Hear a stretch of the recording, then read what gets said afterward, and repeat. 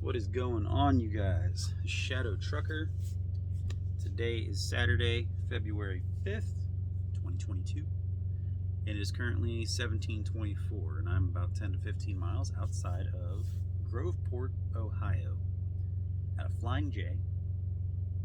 And I chose this one because they have a Denny's for my 34-hour reset. That way I can go in there and eat some real food. Don't gotta microwave crap or stuff like that. So today's video isn't really anything too specific. It's just kind of, I think there's like two questions I need to answer that you guys were asking. One's important. One's important, one's not. It's just so people stop asking the first question. So the first one that I keep getting is about the damn drug test. Just stop smoking weed or whatever you're doing. God damn. Yeah, no, I get a lot of you guys asking about the drug test. It's just a urinalysis. They don't do the hair test. They don't do a blood test. And no, they cannot have somebody staring at your junk while you're taking a piss. At least not as far as I know. I'm like 99.99% sure they can't do that. It's like a sexual harassment complaint just waiting to happen. It's a fucking lawsuit waiting. In the Army, they can do that. They do that, and it's never going to stop over there. Well, no, that'll probably stop too, the way the fucking military's going nowadays. But yeah, no, I don't think they can do that on the civilian side. So no, you don't got to worry about that. I mean, the easiest way to do it is quit taking whatever you're taking. Wait a couple weeks, clear it out of your system. You can go to some pharmacies, Walgreens, CVS. I don't know which ones carry it, but they do sell those at-home test kits. It's, you go pee in the little thing and you put the dipstick in there. And it'll tell you the same shit that the ones the doctors use will. So if you piss hot in there, don't go take your drug test. If you're pissing clean, go take your drug test. If you don't feel like buying one of those and you're worried you're going to piss hot, wait a couple weeks or a month, then go take your piss test. Hopefully more people see this video and see that, so I don't got to answer that a million more times. Drug tests are really simple. I don't know why people always fret over those. Is it a hair test or a piss test? Just stop taking whatever you're taking. Even when they do the hair test, they can tell how long ago you were using something. So, I mean, if you're going to start trucking and it's been like 2 weeks, they're going to be like, you're a little sketchy. But if they go see your hair and it's been like 6 months you've been clean, they're going to be like, we'll give you a shot. So, there's that one. Excuse me. The second one, damn, that made my throat itchy. The second one is about my pay and my mileage. This one's more specifically because Hal emailed me. I mean, some of you guys have just commented. I just kind of like put general comments back there. A few of you have also emailed me about it too, but Hal was the one that was like specific about, now that you've been with the company for a few weeks, you've had steady mileage, steady paychecks. What's your average mileage? What's your average gross and average take home? Because your first one seemed a little low because there were partials and stuff. So my average mileage right now is about 2,600. My DM seems very good. Not seems. She is very good at keeping me around that mileage. Which I can't say she technically because she doesn't plan the loads. She's not the load planner. But she makes sure that my load planner, gets me some good stuff. She knows how I run. So yeah, 2,600 on average, which is about $4,900 gross, and average take home is about $1,300. Now the problem with this is that my pay isn't going to be stable for the first 12 weeks that I'm with the company. And the reason for that is, if you guys remember, I have a bonus, a $5,000 bonus. It pays $500 a week for the first 10 weeks. So once that comes off, it's going to take that $1,300 down to $800. They're also taking out the 2 escrows. The first escrow is $75 a week for the first 10 weeks until I have $750 in that escrow. The second escrow is $250 a week for 12 weeks until I have $3,000 in that escrow.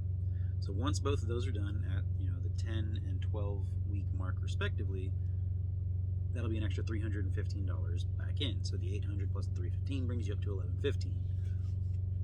The other things that are the 2 other things that are going to play a really big role on your deductions and everything are your fuel and the maintenance account. The maintenance account, you have no control over that. Whatever mileage you drive, that's what it's going to take. Or sorry, not the fuel, the truck payment also. But yeah, the fuel's gonna be the biggest part with the truck payment. So the maintenance plan you have no control over.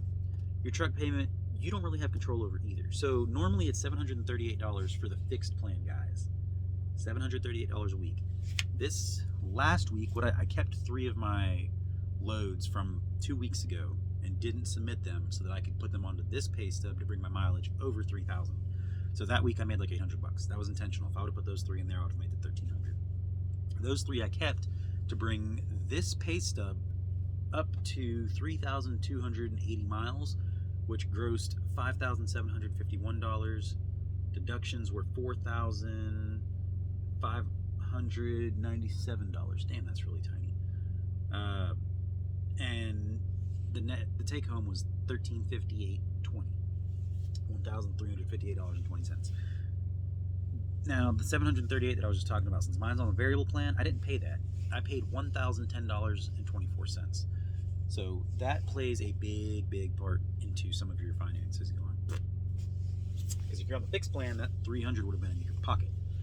Same thing with the maintenance account. I paid $328. I don't remember how much the fixed plan guys pay per week, but mine was $328 because I had 3,280 miles. It's 10 cents a mile. Now, the thing that you do have control over, to an extent, is your fuel, which I've talked to you guys about before. You know, fuel at the right times and the right amount. I fuel my way. You guys will have to figure out your own way. Our pay weeks run Wednesday through Tuesday at midnight, or 11:59 p.m., 23:59. So every Wednesday, I fill my truck all the way up, and I run it till it's about a quarter, fill it all the way up, let it run down to about a quarter, and then I only fill what I need after that based on my loads. That way, when Tuesday night comes around, I don't have extra fuel that I need to pay for out of this paycheck. If I'm not getting paid for that load, I'll put just enough in to get through Tuesday, and then Wednesday I'll do, fill it back up again. You guys can either do that, or you can do the other one where I told you what the guy said, just constantly just do it by your trip. I don't really care for doing it by the trip at the first 2 fill-ups, because I know I'm going to burn both of those fill-ups within those first 4 or 5 days. So then you still got 2 more days, and that's where you do the load by load, and it keeps it stabilized. It keeps your pay regular. So last time when I did my pay, I told everybody that the variable plan is the best thing to do, which I still stand by for me. I mean, both of them are good, but I prefer the variable plan. So it's not that it's the best. Here's what I should have said. The variable plan is great for people that are in my situation. Fortunate enough to have enough money to not need a bunch of it from your pay. Which $1,300's a great paycheck, especially for weekly. It's great. $5,000 a month? 3, 6, 9, 12, and then the 4, so $5,200 a month take home. That's $60,000 a year. So that's more than what most people need to live off of. It's not gonna be the most comfortable living, but that would be a pretty comfortable living, yeah. But me and my wife have supplemental income from disability from when we were in the military.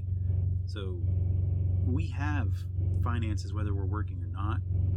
I mean, we prefer to be working even with those finances, because those finances, that's not what you want to live off of. You can live off of that just about anywhere, as long as it's not one of the major cities like New York City or California or something like that. But anyways, we're fortunate enough to have enough money to where the variable plan works, because this allows me to pay off my truck faster and still have good money coming in. Now, for those of you that aren't as fortunate, you just have a big family. You got 6, 7 kids, 2 cars, and a house payment. That's where the fixed plan comes in. Or, you just went through a divorce, you lost half your money, you lost the house, or you just got hit with a fucking right hook from out of nowhere and your life went to shit. It happens. The fixed plan would also be best for you. Now, the reason for that is exactly what your deductions are every single week. Never changes. The only thing that's going to change is your fuel. So if you were doing the fixed plan and did this mileage and, you know, went down to that 1100, you'd add that 300 back on from the truck payment, which would put you at 14 or 1500. And then the difference for the maintenance account would put you up a little higher. Oh, that's the other thing that's different also. You'd have to add 150 back into there because of my personal escrow account. They take out 150 a week for that also. So you would have that also put in there. So you have the 300, that puts you at 450. We'll say 100 off the maintenance account, be 550. So you'd be sitting at about $1,700 take home. Whereas I'd be sitting at $1,250. Pretty good size difference. The more mileage you run on the fixed plan, the more you bring home because your payments are fixed. The more mileage you run on the variable account, the same amount of money you take home. It's just how the math works. So, you know, I run 2,600 miles, I brought home 13. 3,200 miles, brought home 13. Now, well, it's not gonna be exactly the same. The difference is that when I was doing that last pay settlement where it was 2,600 miles and it was $1,300, I didn't have my personal escrow set up yet. So if I didn't have my personal escrow on here, it would be $1,500. $1,500. Is that right? Yeah, $1,508.20. It would have been more, $1,500. So there's that. Now the personal escrow, I don't care if you're on the fixed plan, I don't care if you're on the variable plan, I don't care, you know, if you do have money sitting around, you're fine. I don't care if you're flat ass broke. Set up a personal escrow account. It's money you never see. It's money if you're not checking your pay. I can't say if you're not checking your your settlement sheets. You should be checking your settlement sheets in case something's wrong. But either way, it's money you're not going to miss. You're making good money. So the money that's in that escrow account, it just doesn't come to you in your paycheck. It's sitting in an account that they're holding it for you. Mine's $150 a week. I fucking forgot when I set the damn thing up. I thought I set it up like a week ago, so I thought there was like $150 in there. Apparently I set the shit up 4 weeks ago, and that time just went by that quick, so there's $600 sitting in that account. And I forgot about it. That's a month. You do that for 12 months, that's $7,200 sitting in there. If that, yeah, $7,200. Now you do that over the course of 5 years, that's, I don't even know. 75 is 35 plus the rest of it, so we'll just say 35,000 over 5 years. It would have just been sitting in there, and you're still bringing home that variable plan. You're still bringing home 1,300. The fixed plan, you're still going to be bringing home the 1,700, and you're still going to have that money in the escrow. So you're still going to have enough money to pay for everything you need. And if you ever lose, you know, your job or whatever, all that money gets paid right out to you. So if you were to lose your job at that 5-year mark, you have your truck, it's paid off. The money they gave you for near the end of your contract, they give you money. And then they're also going to give you your payment of your $35,000. It's money you're not going to miss. It's automatically pulled out, never shows up in your paycheck. It doesn't hurt you.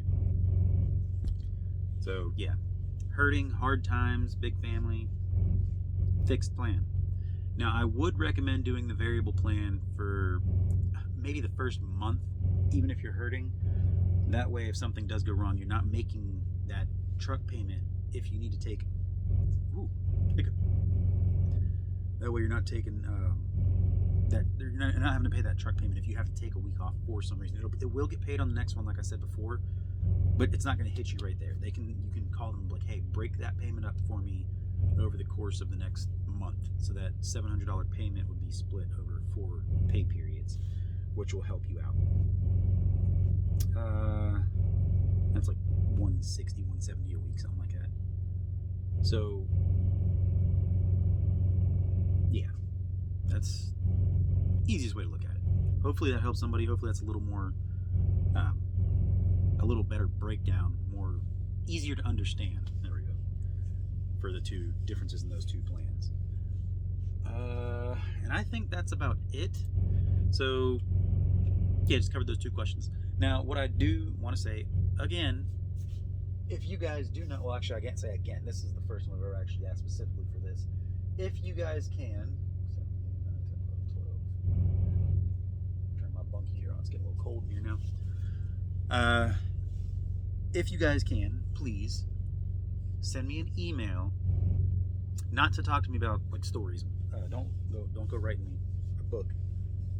Not for this at least.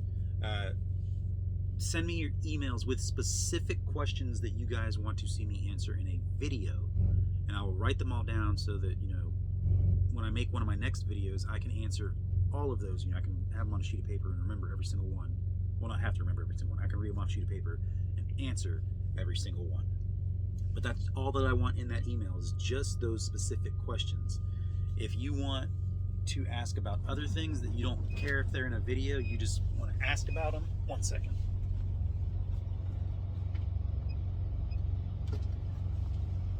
Okay. Oh yeah, a little bear more. He likes to ride in my truck with me now. It's for my wife.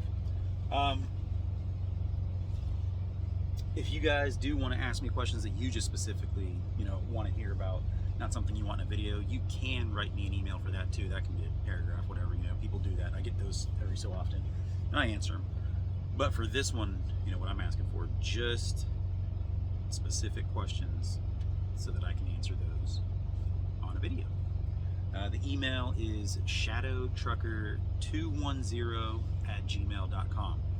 I have answered every email I have received so far. You know, same thing with the comments. I try to answer all of them. Now, some of the comments you guys just, it's not a lot, but some of the comments I will just like it. I don't respond to it. It's only because it's not really a comment you can respond to. I know some people get butthurt about it. They're like, oh, this person liked my ship, they didn't say anything. If your comment doesn't really require a response, it's not going to get a response. But I mean, I do read them, so yeah. And then for those of you that are joining the company based off of my videos, I will gladly take the referrals from them. My driver code is BACOAN, or you can specifically let me know, and I can do it through the Rocket CDL app, saying that I referred you or whatever. I'm not doing these videos for the referrals. Remember that. I wouldn't be fucking telling you guys the truth about everything. I'd be out here lying to you about everything, just like all the other people try to do. It's just, you know, if you guys are actually coming over because of me, I'll take those referrals gladly. But don't think that's all that's here for. I don't know. I don't like the people that do that specifically just to get people to join. You know, they lie to them for it so they can get money. No. You're going to get the truth, and if you join, you join. If you don't, you don't. If you go to another company, so be it. You know, I just want you guys to have the knowledge, choose what's best for you. You know, your home time, your family time, the pay, all that. You got to take all that stuff into consideration. Don't just look at a company and be like, oh, you're making great money, I'm going to come over there. It doesn't work for everybody. I might be making great money, but for all you know, I'm forced to be out for 3-4 weeks at a time. That's not what I am. You obviously know what I'm doing. But I'm saying, you know, that is how some of these companies are. So don't just look at the financial aspect of it. I mean, I know some people do because they're like, my family's hurting that bad. I don't care what it is. I need to make money. I understand that, but don't sacrifice your time with your family at the same time. Because I mean, there are truckers out here that they have a heart attack in their bed. Nobody knows. 3 or 4 days will go by and the company's finally sends somebody out. Hey, can you check on this truck? The driver hasn't checked in with us. He's not answering his phone. It's been 3 or 4 days. The driver's had a heart attack. Couldn't get a hold of anybody, you know, to help him because he's in a truck having a heart attack. And when's the last time he's seen his family? Like, if you have health issues or something like that, or if you know health issues running your family, don't put yourself in a position where you're going to be out for that kind of time. Make sure you're home where you can spend time with your family in case something goes wrong. Make sure you're exercising so that you're staying in the best shape you can. You're staying as healthy as you can. I don't exercise as much as I should either, but I do every once in a while. I'll pull out my stuff and, you know, do some curls, squats, kind of jog in place in the truck. It's something simple to keep you moving. And then if you're out somewhere where it's safe, like I ain't going outside and walking around right now because everything's covered in slush and snow, but you know, do that stuff, take care of yourself. That's all I got for you guys today. Made it a little longer than I wanted to. I mean, I covered everything I wanted to in like the first 12 minutes, and then I just kind of sidetracked. But yeah, you guys, you know, as always, Take care of yourselves. Stay safe out there. Good luck going to whichever company you guys do choose, or good luck finding one if you haven't chosen one yet. Yeah, send me those emails. Keep the comments coming. Keep liking the videos so more people can see them based on that algorithm shit that YouTube does. And that'll do it. You guys take care.